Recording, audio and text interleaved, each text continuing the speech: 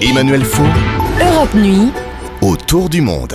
Le regard international d'Henri Guirchoun, malgré les frappes aériennes de la coalition, malgré les appels à l'aide des combattants kurdes et les cris d'alarme des dirigeants occidentaux, Kobané, la troisième ville kurde de Syrie, risque toujours de tomber aux mains de l'État islamique, Henri. Oui, Emmanuel, les images de la frontière turque ne sont pas seulement révoltantes, elles sont obscènes. Ces drapeaux noirs comme des trophées sur chaque immeuble conquis par les barbares, la peur sur les visages des réfugiés qui ont laissé sur place un père, un frère qu'ils savent promis à la mort, ces jeunes Kurdes fous de colère qui veulent rejoindre leurs frères et qu'on chasse à coups de gaz lacrymogène et de canons à eau.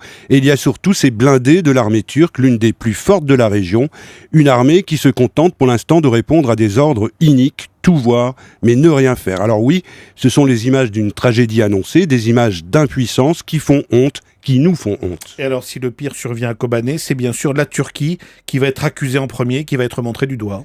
Effectivement, d'une certaine façon, le président Erdogan a montré son vrai visage, celui d'un islamiste qu'on a peut-être trop souvent présenté comme un modéré, alors qu'il a toujours privilégié ses liens avec le camp sunnite, y compris malgré ses démentis, en fermant longtemps les yeux sur les éléments les plus radicaux.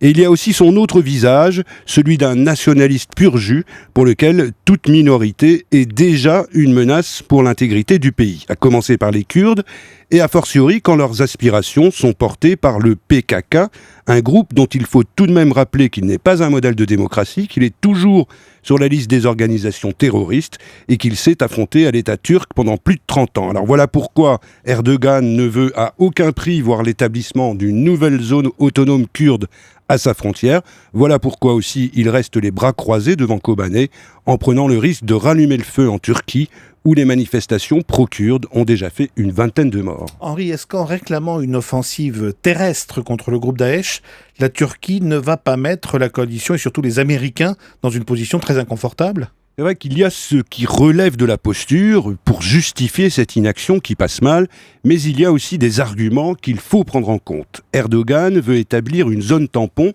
et on peut l'entendre, même si ça semble difficile à mettre en place, car il faudrait obtenir l'aval du PKK, qui a refusé jusqu'à présent, et si les djihadistes prennent la zone, alors il faudra s'en emparer de force. Pas simple non plus.